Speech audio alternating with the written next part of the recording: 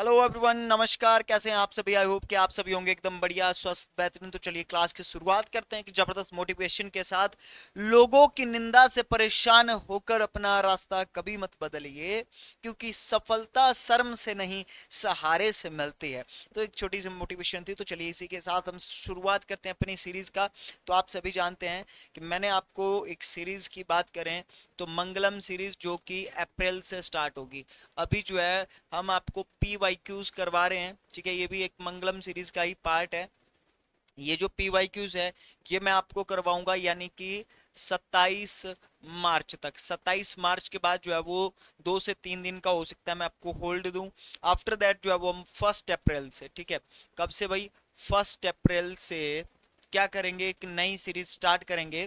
यानी कि हमारा टारगेट है कि 40 डेज के अंदर अंदर जो है वो हम क्या करेंगे, 2400 से 2500 सवाल, ज़्यादा तो नहीं लेकिन 2400 से 2500 सवाल मैं आपको करवाऊंगा, जिसमें हर एक सवाल की मैं एक्सप्लेनेशन दूंगा। तो ये जो क्लास रहने वाली है, मतलब ये टॉपिक के ऊपर जो है वो बेसिकली बेस्ड होगी। फॉर एग्जाम्पल के लिए जैसे कि शब्द है, तो मैं आपको शब्दों पे अगर क्लास दूंगा तो वो शब्दों की ही होगी और शब्दों से रिलेटेड एमसीक्यूज होंगे। जब मैं आपको सवाल वाक्य की दूंगा तो उसपे वाक्य से रिलेटेड सवाल होंगे। तो आज हम बात करेंगे कि टीजीटी जेबीटी कमीशन हो या कभी टैट की तैयारी करें। अब टैट का पेपर कॉपी होता है बेटा पटवारी पुलिस के पेपर में, ठीक है। तो उनमें किस प्रकार के सवाल आते हैं? अच्छा, मैं आपको उससे पहले बता दूं basics information. Himachal Pradesh state cooperative bank का जो हमारा कोर्स है उसकी एडमिशन क्लोज हो जाएगी। हमारी फीस सबसे ज़्यादा है, ठीक है। आपको जहां सस्ती मिले आप वहां पे कोचिंग ले सकते हैं। हमारी फीस 1200 है, बिकॉज हमारे आज तक का ऐसा कोई बैच नहीं जिसमें हमारा रिजल्ट नहीं। लोगों ने 400 या 500 रुपए भी फीस है, जो कि समझ रहे हो आज उनके रिजल्ट नाम के भी रिजल्ट नहीं है। वो 500 रुपये सिर्फ अपनी गर्म सेकने के लिए फीस रखी गई है। हमारा कोई भी बैच है उसकी फीस जो है वो हाई है। सभी जो मिनिमम फीस है हमारी वो 1200 है।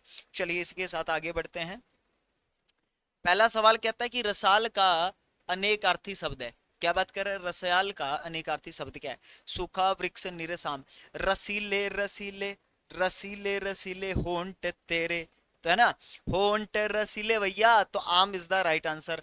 आगे कहता है सीता का अनेकार्थी शब्द है। क्या बात कर रहा है जी? सीता का अनेकार्थी शब्द क्या है? चमेली, चांदनी, चांदी। देखिए अगर मैं आपको बात करूं, ठीक है, तो क्या कहते हैं हम? जनक की रानी, ठीक है, यानी कि जनकपुरी, ठीक है। तो जनकपुरी कहाँ पे है भाई? जब हम जनकपुरी, कई बार सवाल पूछ लिया जाता है। अभी जनकपुरी से दहेज आया, ठीक है, आपने देखा होगा।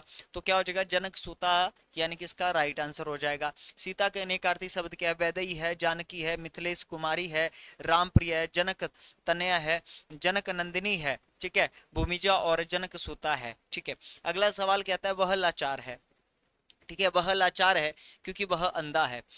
वाक्य में अव्यय है।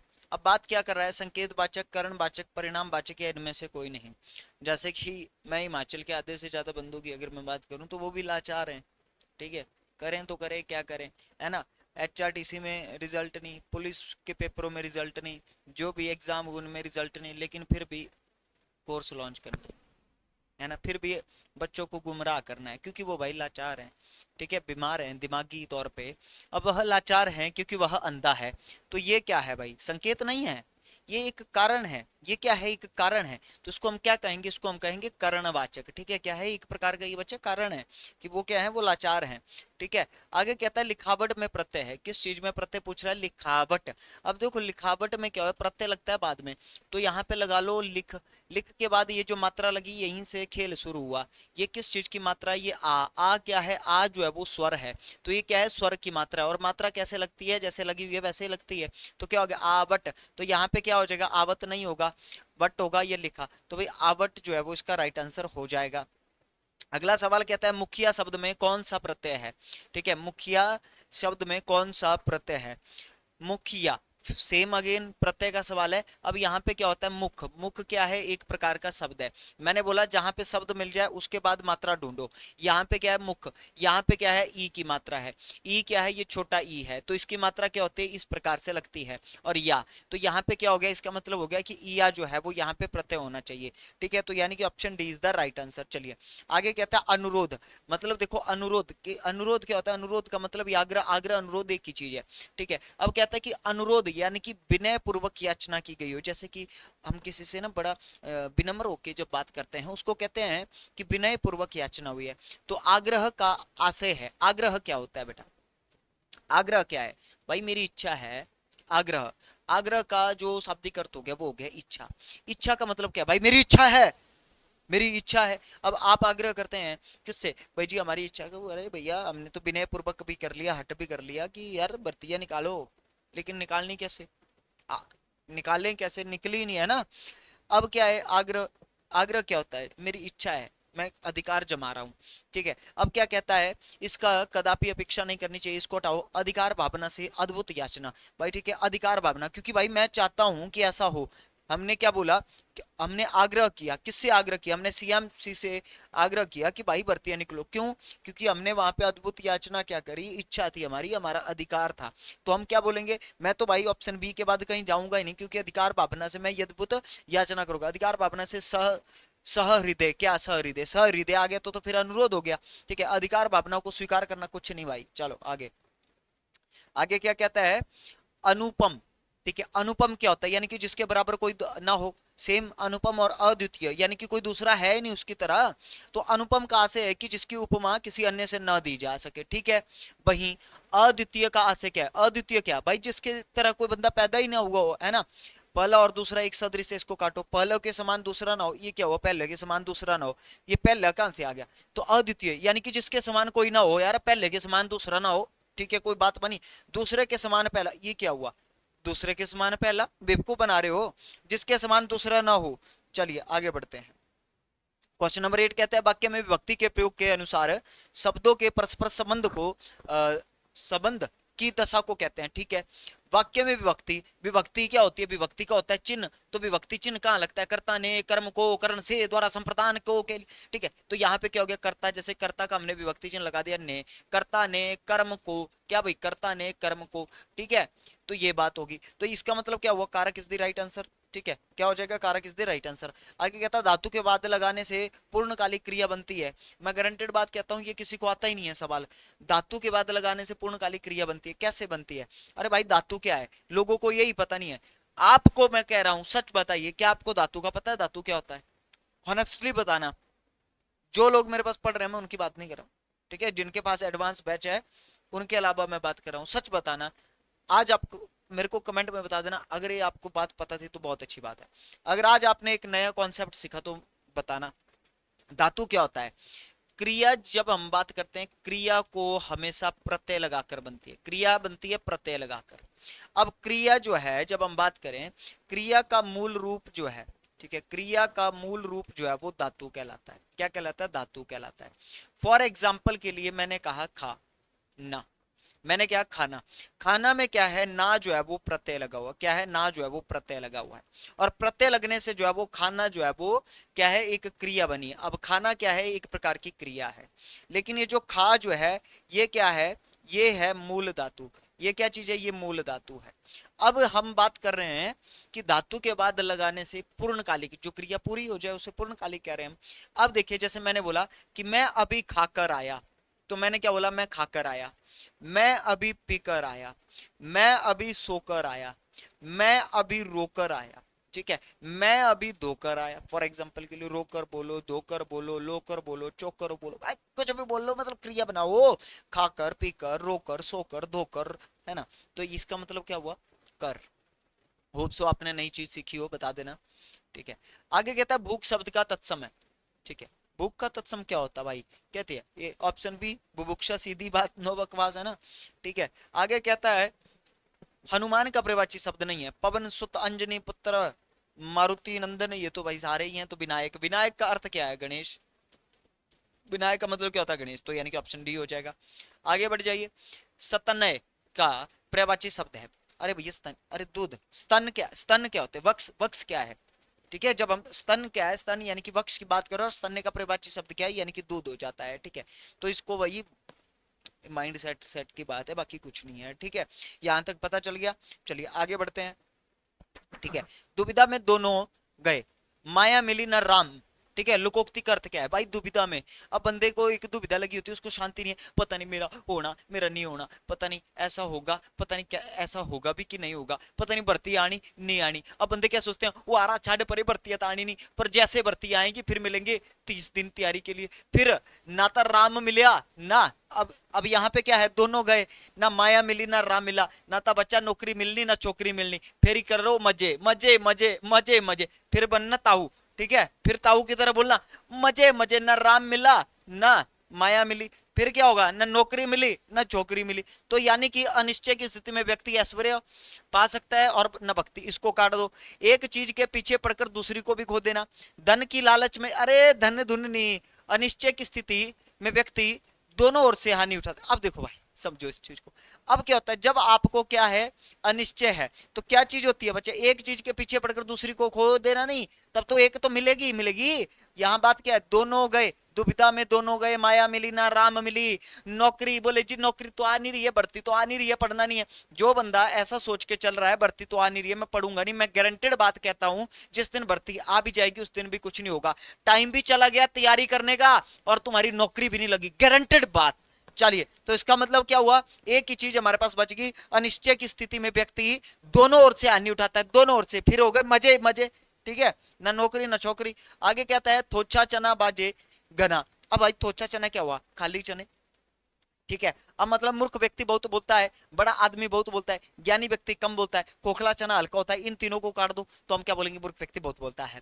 आगे क्या कहता है भाई, अगला सवाल है, मैनेजर शब्द है, मैनेजर क्या है भाई, मैनेजर तो लड़की भी होती है लड़का भी होता है, तो सीधी बात है, देखना ही नहीं है कहीं भी, वो भाई लिंक कर देंगे। चलिए आगे बढ़ते हैं, बहुवचन का सही उदाहरण क्या होगा, सज्जन गुरुजन। अरे भैया गुरुजन, दुर्जन क्यों, दुर्जन क्या है, दर्जन थोड़ी है दुर्जन है, प्रजा, प्रजा क्या है, अब आप बात करें प्रजा तो भाई फिर सारी प्रजा है, प्रजा क्या है, सब प्रजा में है, कौन प्रजा में नहीं है, सभी है, ठीक है। अब सही उदाहरण गुरुजन, गुरुजन क्या है, क्योंकि यहाँ पे आदर है। अब तुम्हें क्या पता है, अनपढ़ो, आया पता है, आदरणीय, आदरणीयों को किस में ले जाते हैं पता है।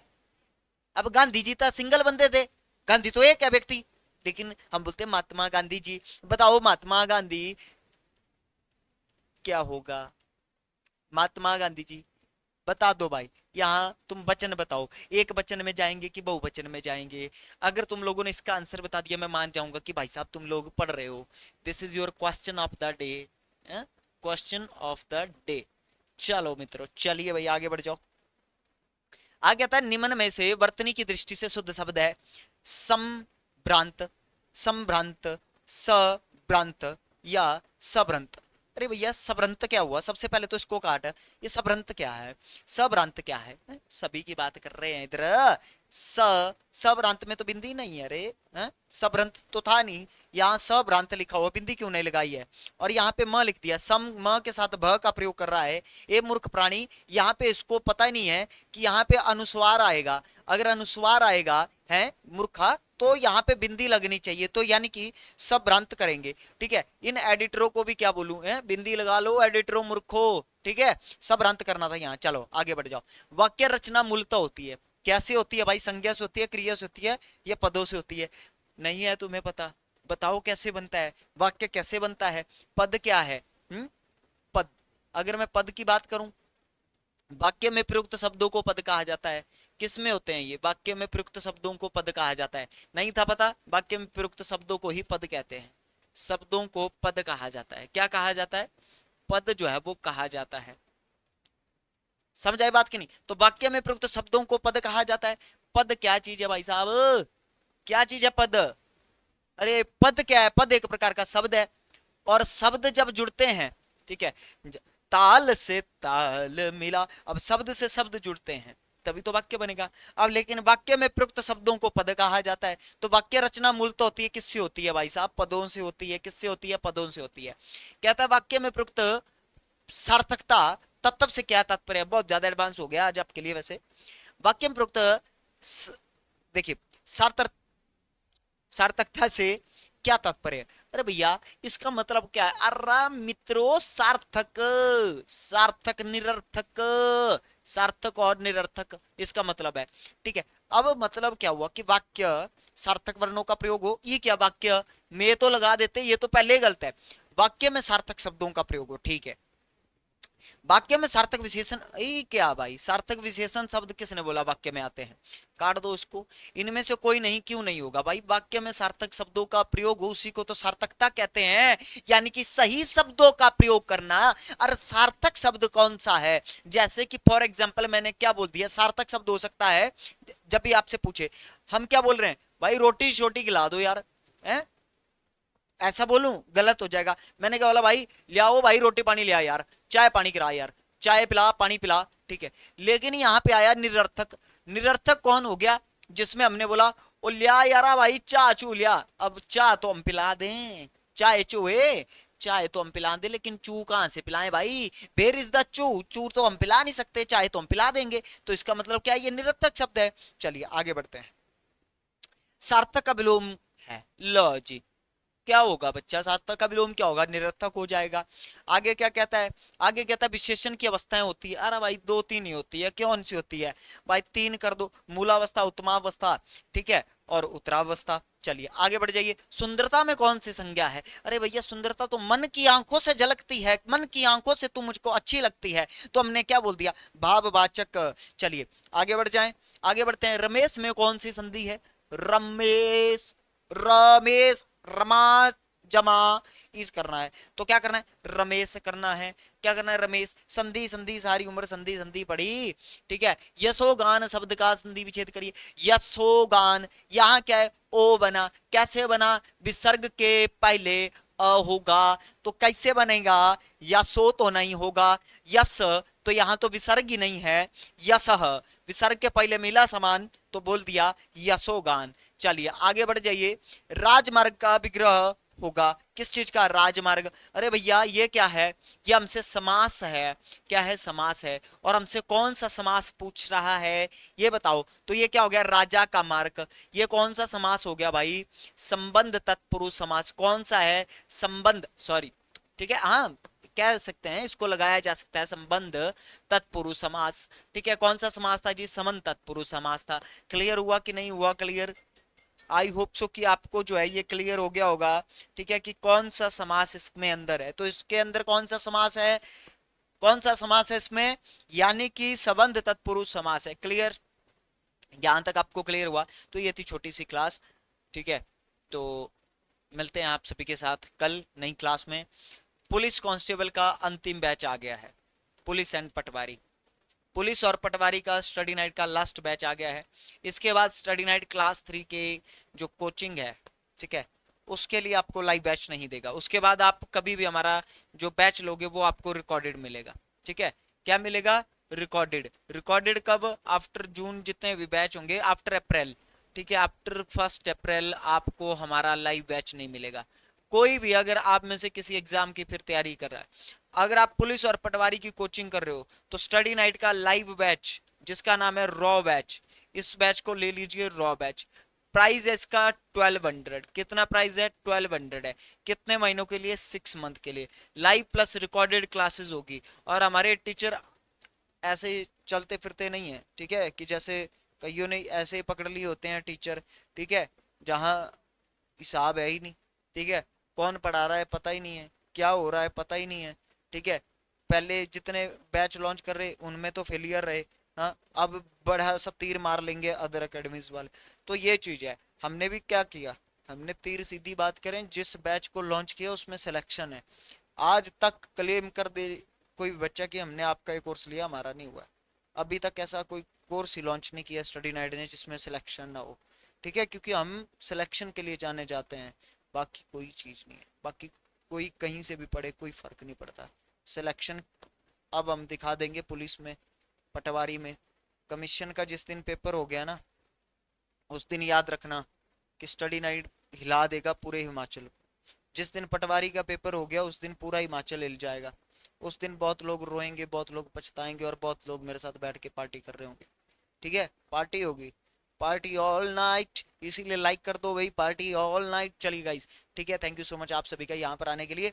मौज मस्ती के साथ पढ़िए, प्रेशर लेके नहीं पढ़ना है, जिंदगी ऑलरेडी बहुत ज्यादा प्रेशर देती है, तो थोड़ा मोटिवेट रहा करो। थैंक यू सो मच आप सभी का यहाँ पर आने के लिए। फिर मिलेंगे आप सभी के साथ कल एक और नई क्लास में, तब तक के लिए धन्यवाद। जय हिंद, जय हिमाचल। स्टडी नाइट को क्या करना है, लाइक करना है, सब्सक्राइब करना है।